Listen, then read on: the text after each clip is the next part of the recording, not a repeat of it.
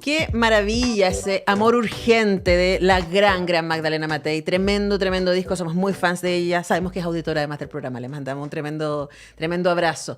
Este 23 de abril es un día muy especial. Es el Día Internacional del Libro. Es mi cumpleaños. Cumplo 45 el domingo para que se enteren y me saluden si quieren. Y además es el reestreno de la obra Árbol de la compañía Árbol Danza.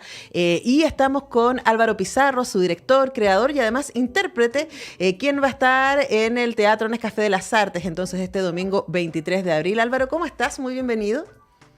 Hola, ¿cómo estás? Bien, bien, gracias. Bueno, gracias por acompañarnos y contarnos respecto a esta obra que desde el 2018 ha estado encontrándose con distintos escenarios y con distintas audiencias.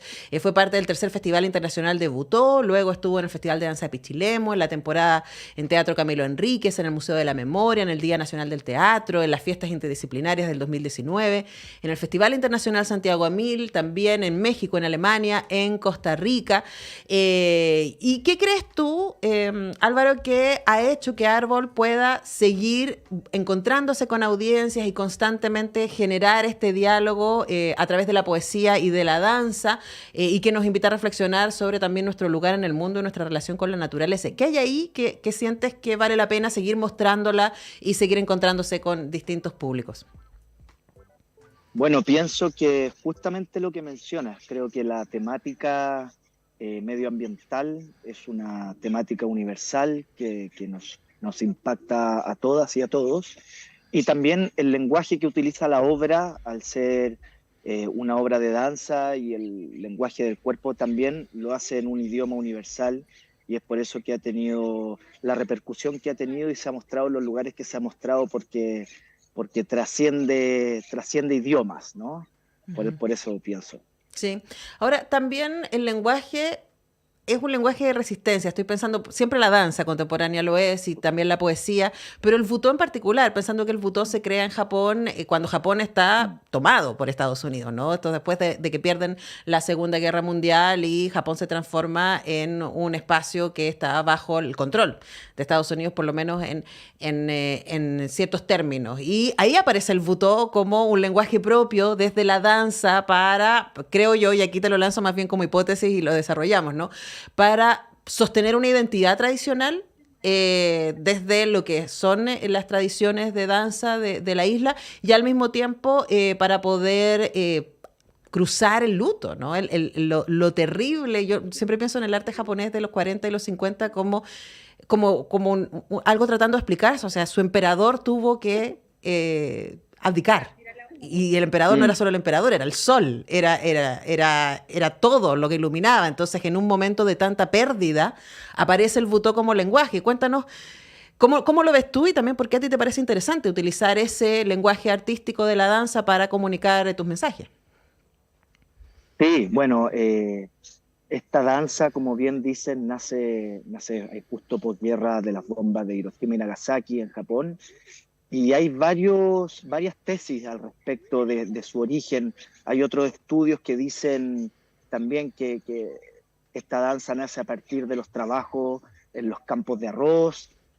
Hay varias lecturas, hay varios escritos, pero lo más conocido es justamente esto de posguerra y tiene que ver con una alabanza a la muerte, tiene que ver con agarrar esta imagen de las bombas, de los cuerpos mutilados. Es una antidanza, también se le conoce, rompe esta estructura y estas formalidades súper establecidas. Trabaja la otra belleza, se le denomina también como la danza de la oscuridad. Entonces tiene varios elementos como súper característicos que con el tiempo y con el mundo contemporáneo naturalmente se han ido liberando también. Antiguamente, por ejemplo, todos los hombres estaban rapados, yo sigo con esa tradición, pero hoy día está mucho más liberado. Hay grandes maestras japonesas que hoy día hacen mucho más mixtura y ya no es solo butó como uno antes lo podía percibir, como un trabajo que uno identificaba rápidamente. Cuando esto llega a Chile en los 90, también es un espacio súper under, la gente que empieza a desarrollar esta danza, súper performático. nada, pienso que se vincula por ahí, insisto, con este concepto de la alabanza hacia la muerte, ¿no? Trata estos otros temas, los lados oscuros, los lados invisibles.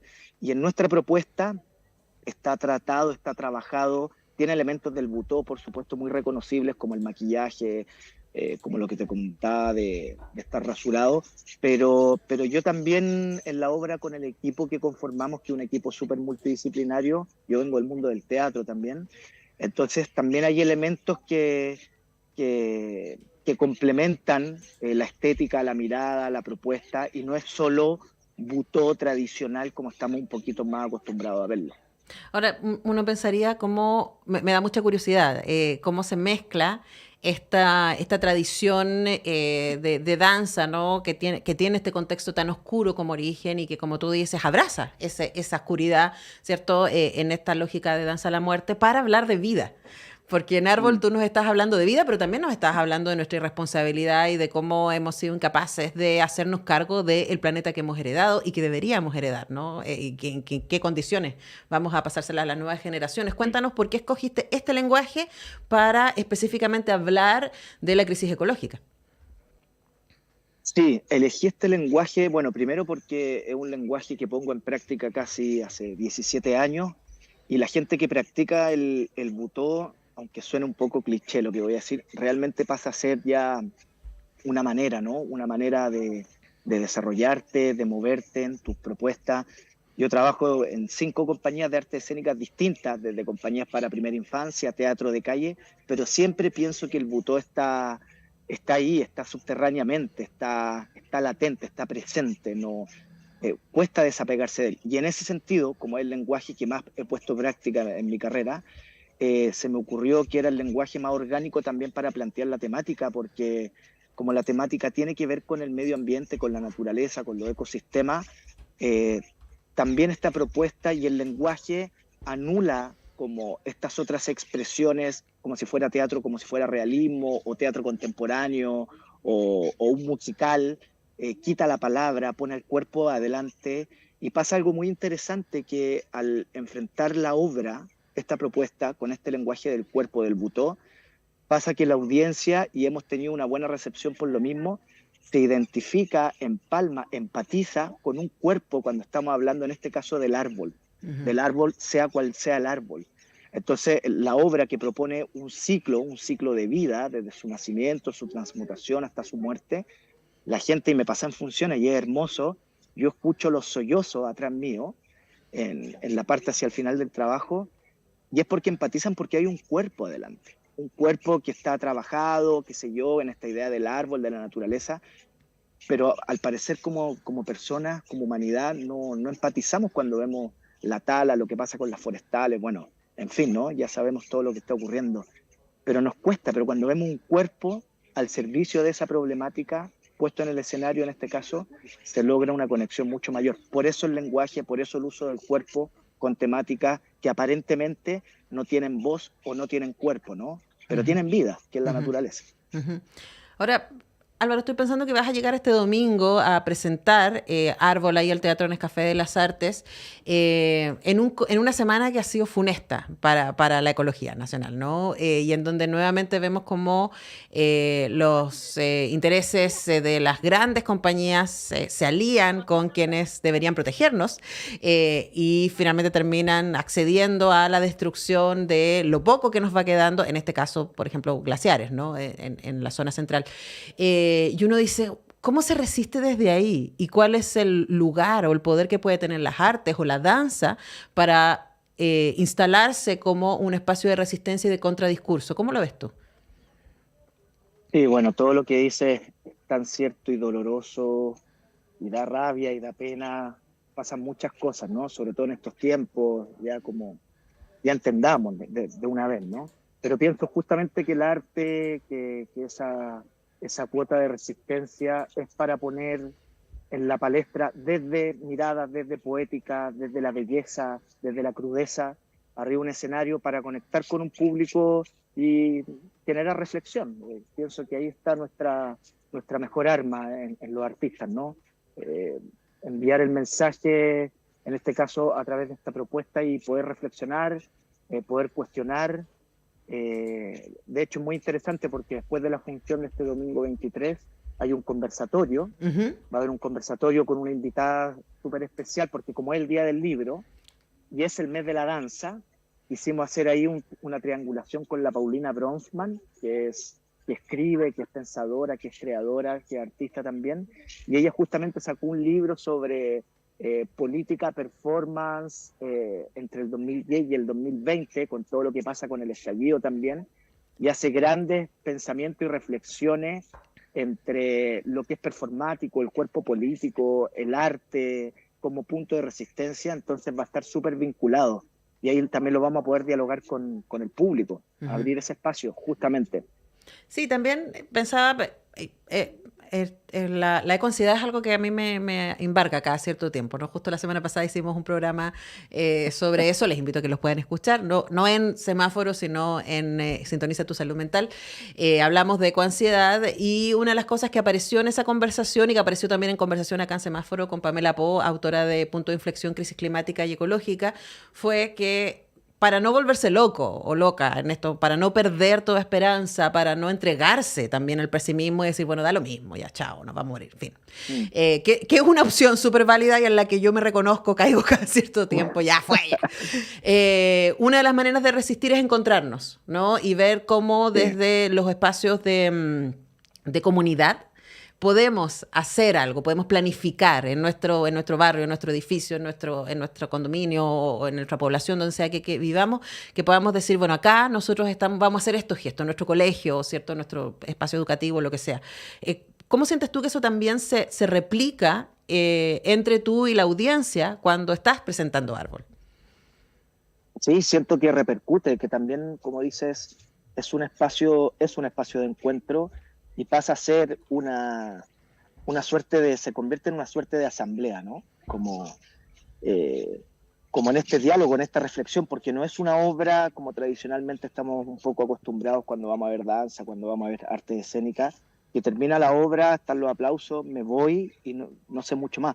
Acá hay un espacio donde la gente incluso testimonea, como que heavy, estaba como dices tú, en mi población, en mi villa, en mi condominio, como haciendo ciertos gestos, ciertas actitudes que no contribuían y a partir de esto sí quiero generar la instancia y convocar en la reunión del comité del edificio X para tomar ciertas acciones, ¿no? Ujú. Y que son acciones simbólicas también.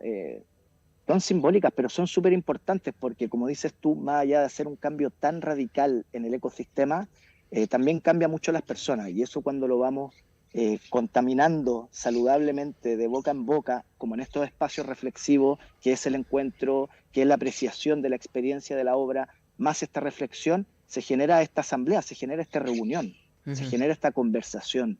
Sí, así que creo que es una reunión más, ¿no? Ujú. Como la del edificio. Es una reunión activista, Sí. hay que decir, y de resistencia.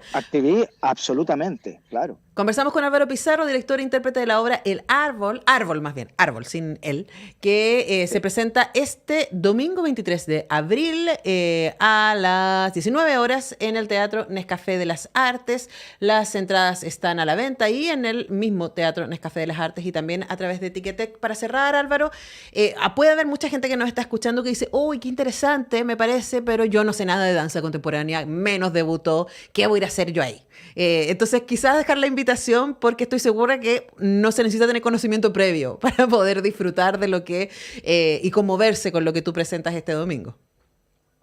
Sí, sí, no tenemos que tener conocimiento previo. Fantástico que no exista el conocimiento previo. Esta invitación es justamente a experienciar.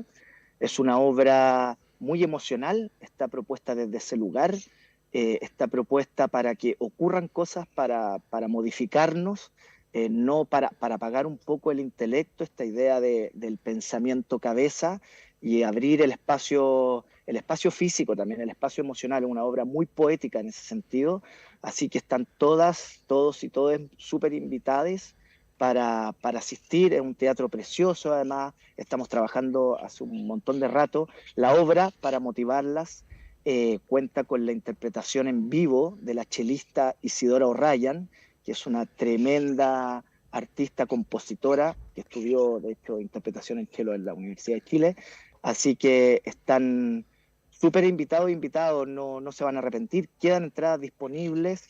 Es el mes de la danza, creo que eso también merece un cariño ahí, y va a estar este diálogo en este conversatorio con el Día del Libro, así que es una súper invitación para conmoverse, para repensar cosas.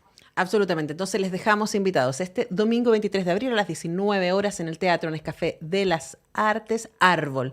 Danza Butó a cargo de Álvaro Pizarro, director e intérprete, con quien hemos estado conversando esta mañana. Muchas gracias, Álvaro, por este tiempo con Radio Universidad de Chile. Muchas gracias a ustedes, nos vemos. Un abrazo y que te vaya súper bien el domingo. Gracias, chau, chau. Chao, nosotros dejamos ir a Álvaro y también empezamos a despedir el programa de hoy. Agradecemos a Manuel, que